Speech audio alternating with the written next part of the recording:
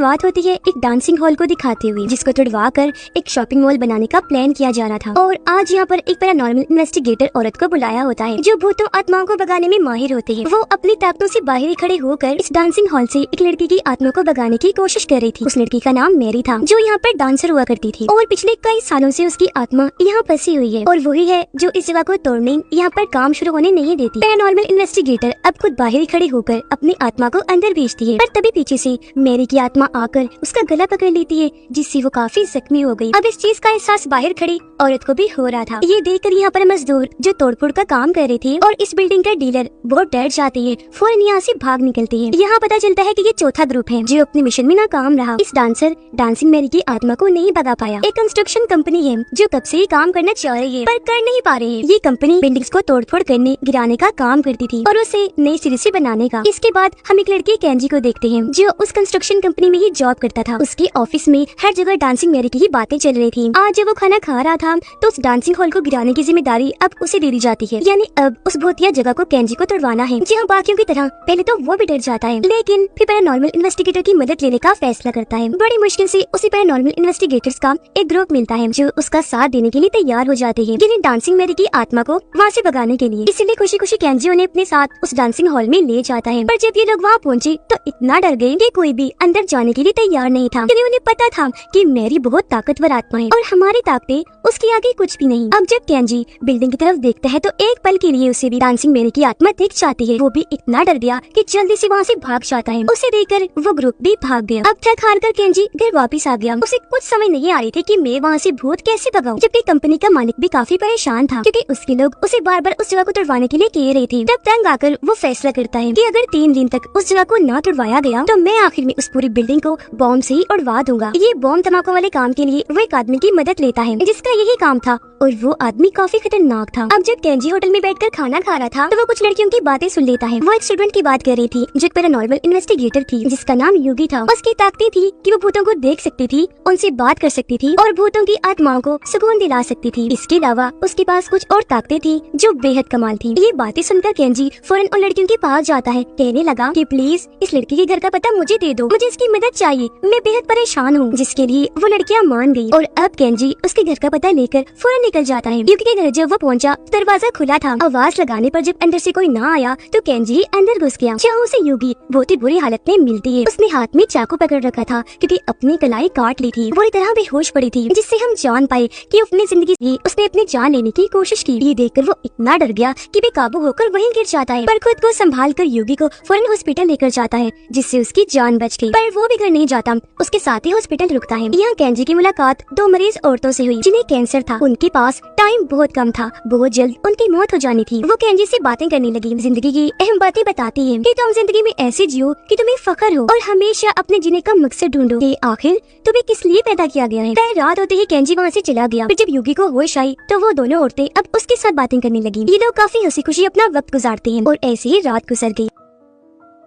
अगली सुबह होते ही युगी को हॉस्पिटल से छुट्टी मिल गई, जहाँ उसे लेने कैंजी पहुंच जाता है और उसे अपनी सारी परेशानी बता देता है। उधर कंपनी का मालिक भी उस खतरनाक आदमी को बुलाकर सारा प्लान समझा देता है कि क्या करना है और कैसे करना है, जिस पर खतरनाक आदमी मान गया, इस मिशन को ले लेता है और कहता है कि अब से जो भी होगा वो मेरे हिसाब से किया जाएगा। कैंजी अब युगी से मदद मांगता है, तब वो मदद करने को तैयार तो हो गई, साथ में बता देती है कि मैं भूतों आत्माओं को भगाने का काम नहीं करती, बल्कि मैं तो आत्माओं को सुकून शांति दिलाने का काम करती हूँ। उनसे बात कर सकती हूँ, उन्हें देख सकती हूँ। अब कैंजी काफी हैरान था कि कैसे भूतों को देख सकती है। कहता है कि तुम्हारी इस खूबी से मैं बहुत मुतासिर हुआ। युगी कहती है ये कोई बड़ी बात नहीं, हर कोई भूतों को देख सकता है। ये कहकर वो कैंजी का हाथ पकड़ लेती है, जिसके फौरन बाद कैंजी को आसपास का सब कुछ ब्लैक एंड व्हाइट इन्हीं रंगों के बगैर काला सफेद दिखाई दे रहा था। इस काली सफेद दुनिया में कैंजी आसपास देख ही रहा था कि तभी उसे कुछ दूर खड़ी एक लड़की की आत्मा दिखाई देती है, जिससे वो इतना डर गया कि जोर जोर से चिल्लाने लगता है। और अब जैसे युगी उसका हाथ छोड़ती है सब वापस से नॉर्मल हो जाता है। लड़की का भूत भी वहाँ से गायब हो गया और सब उसे पहले जैसा रंगीन दिखने लगा। हम समझ पाए कि युगी का हाथ पकड़ने से अब कैंजी भी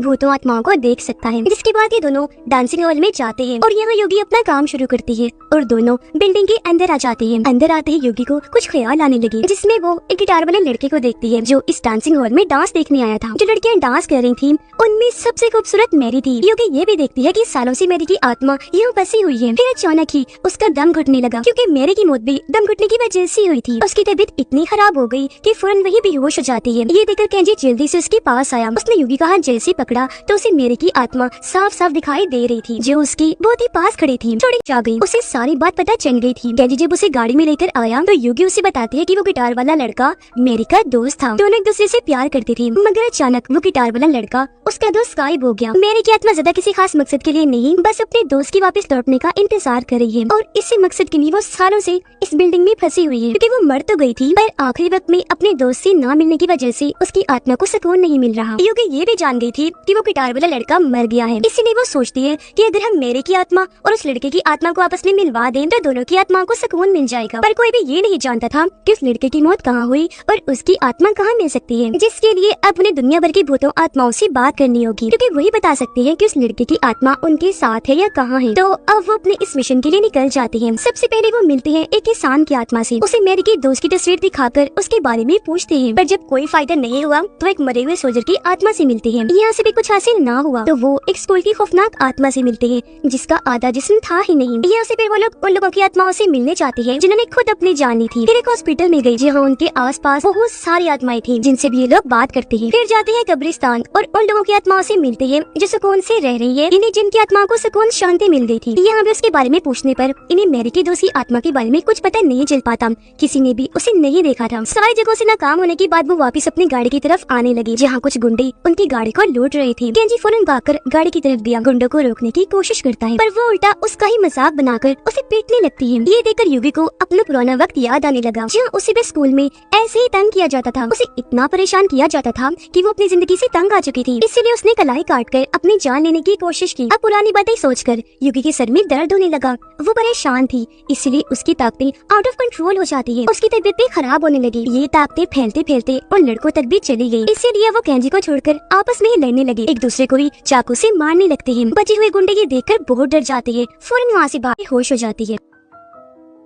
अब पता चला कि स्कूल में परेशान होने की वजह से युगी ने स्कूल छोड़ दिया। होश में आने पर वो अपनी ये बात केंजी को भी बताती है, पर तभी सामने उसे एक बाइकर की आत्मा दिखाई देती है जो हेलमेट पहनकर वहाँ बैठा हुआ था। युगी उसके पास जाकर मेरी की दोस्त की आत्मा के बारे में पूछती है। तब यहाँ खुशकिस्मती से वो बाइकर एक तरफ इशारा करके बता देता है कि उसकी आत्मा वहाँ है, जिससे ये दोनों खुश हो गई कि शुक्र है हम आखिरकार सही आत्मा से मिल ही लिए। अब ये दोनों उस बाइकर की आत्मा के बताए हुए रास्ते पर निकल जाते हैं। इन्हें रात हो गई और ये एक अजीब सी अंधेरी जगह पर पहुँचते हैं। वहाँ एक बिल्डिंग थी जिसके अंदर ये लोग चले जाते हैं। अंदर इन्हें 3 लोगों की आत्माएं दिखाई देती है जिनको ये पता नहीं था कि हम मर चुके हैं। युगी उन्हें मेरी की दोस्त की तस्वीर दिखाकर उसकी आत्मा के बारे में पूछती है, तो वो बताते हैं कि इसे तो हमारे बॉस ने ताइवान भेज दिया था क्योंकि इसके सर पर बहुत सारा कर्ज था। ये बताने के बाद वो आत्माएं युगी के साथ बदतमीजी करने लगी, जहाँ केंजी उन्हें बता ही देता है कि तुम आत्माएं हो तो ये कैसी हरकतें कर रहे हो, तुम तो मर चुके हो। ये सुनते ही आत्माएं गुस्से से चिढ़ जाती हैं, अपनी जेब से चाकू निकालकर उन्हें मारने के लिए आगे बढ़ती हैं और ये लोग जल्दी से वहाँ से भागकर अपनी जान बचा ही लेते हैं। लेकिन हड़बड़ी में दोनों का पैर फिसल गया, ये नीचे गिर गई। तब एक दूसरी आत्मा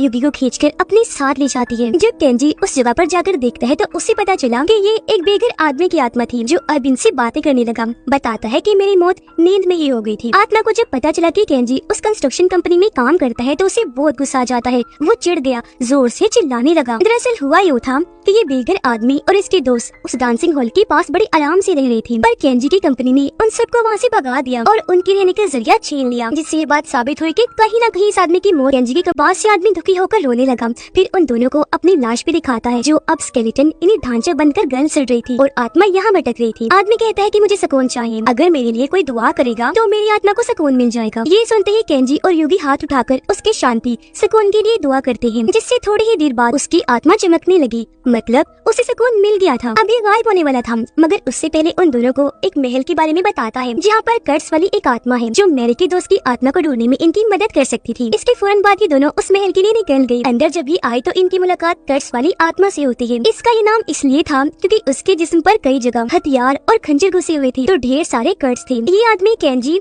युगी और इनके मिशन के बारे में पहले से ही जानता था और इसे ये भी पता चल गया था कि इन दोनों ने बेघर आदमी की आत्मा को सुकून दिलवाया है। वो आदमी खड़ा हुआ बताता है कि हाँ, मैं तुम्हारी मदद करूंगा मेरी की दोस्त की आत्मा को ढूंढने के लिए, जिसकी आत्मा को इस वक्त ताइवान में कुछ गुंडों की आत्मा ने पकड़ा हुआ है। जिसके बाद ये तीनों ताइवान जाने के लिए प्लेन में बैठ जाते हैं। प्लेन से उतरने की बात भी बाजार में चल रही थी तो वो आदमी अपनी कहानी बताता है। हमें पता चला कि ये गुंडों का बॉस था, पर एक दिन एक दूसरे ग्रुप के बॉस ने इसके लोगों को अपनी तरफ कर लिया था और इसको सभी लोगों ने मिलकर बहुत सारे खंजर और चाकू दे मारे, जिससे वहीं उसकी मौत हो गई। जिसके बाद ये दोनों पहुंच जाते हैं मेरी की दोस्त की आत्मा के ठिकाने पर, जहाँ उसे गुंडों की आत्मा ने पकड़ के कैद किया हुआ था। ये आदमी जब आगे बढ़ा तो दरवाजे पर 3 गुंडे खड़े थे। उन्हें देखते ही वो दौड़ा और अपने जिस्म से खंजर निकालकर उन पर हमला कर देता है। एक के पेट में घुसा देता है, एक की गर्दन काट देता है और एक का चीरा ही काट के रख देता है।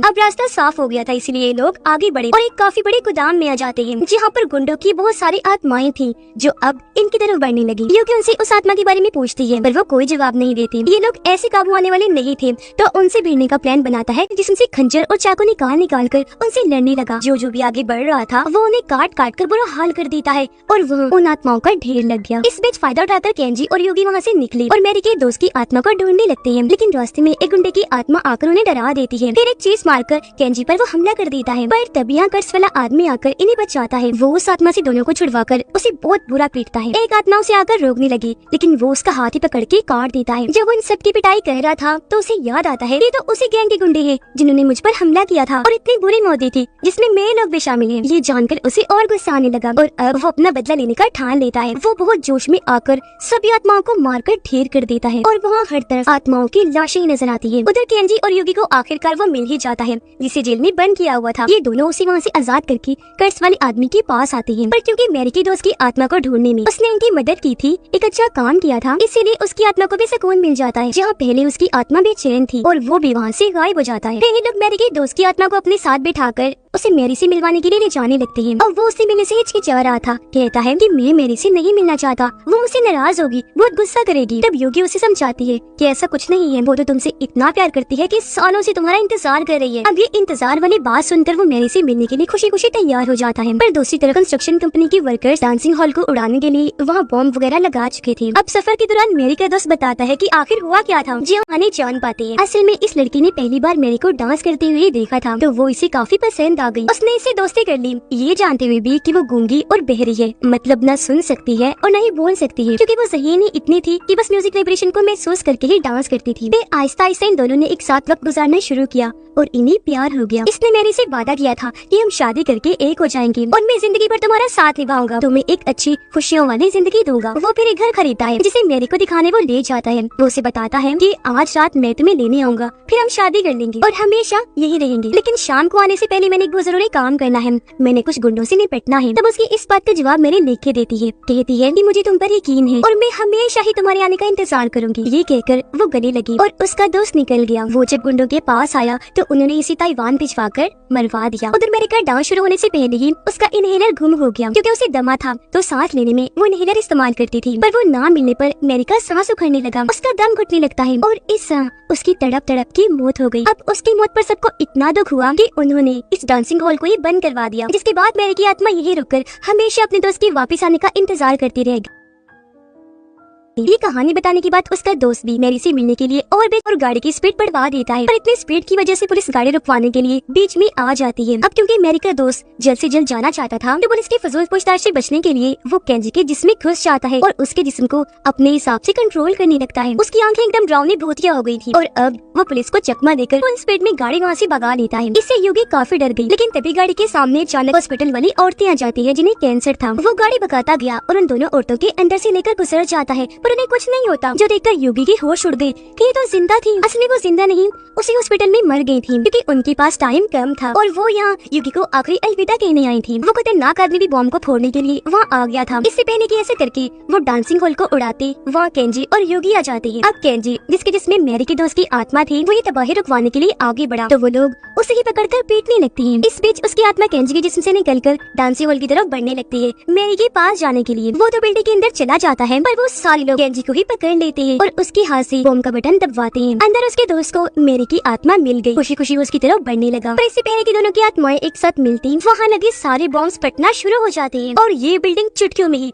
तबाह बर्बाद होकर कई टुकड़ों में बढ़ जाती है। ये देखकर सारे लोग तो खुश थे, पर केंजी और योगी दुखी होकर रोने लगे, क्योंकि उन दोनों ने धमाका कर दिया और वो नहीं मिल पाए। पाए और इनकी मेहनत जाया हो गई, ये हार गए। इस वजह से केंजी को इतना गुस्सा आया कि वो अपने बॉस और वर्कर साथियों पर हमला करके उन्हें पीटने लगता है। काफी देर तक वो उनसे लड़ता रहा, पर तंग आकर खतरनाक आदमी के लोग उसे पीटने लगे, जिससे वो वहीं गिर गया और उसे शांत होना पड़ा। सारे लोग तो खुशी मनाकर वहाँ से चले जाते हैं, पर वहाँ सिर्फ बचते हैं तो केंजी और योगी, जो इस वजह से बहुत ज्यादा उदास थे। पर तभी उन्हें टूटे हुए मलबे के बीच मैरी और उसका दोस्त दिखाई देते हैं, जिनकी आत्माएं बिल्कुल ठीक थी और अब आखिरकार वो एक दूसरे के गले से लगकर मिल ही जाते हैं। ये देखकर दोनों की खुशी का कोई ठिकाना ही नहीं रहता, क्योंकि अपने मिशन इन दोनों की आत्माओं को मिलवाने में वो कामयाब हो गई थी। अब मैरी और उसकी दोस्त की आत्माएं भी चमकने लगी, क्योंकि उनको भी सुकून शांति मिल गई थी। इसीलिए वो देखते ही देखते वहाँ से गायब हो जाते हैं। अब यहाँ नोटिस करने वाली बात ये है कि केंजी ने उसका हाथ नहीं पकड़ा हुआ था, वो वैसे उन आत्माओं को देख पा रहा था, जिसका मतलब कि इस पूरे हादसे ने उसे भी भूतों आत्माओं को देखने, उनसे बात करने की ताकत दे दी है। यह योगी भी बहुत खुश थी और अब वो कभी भी खुद को खत्म करने और अपनी जान ना लेने का फैसला करती है, क्योंकि जिंदगी के बारे में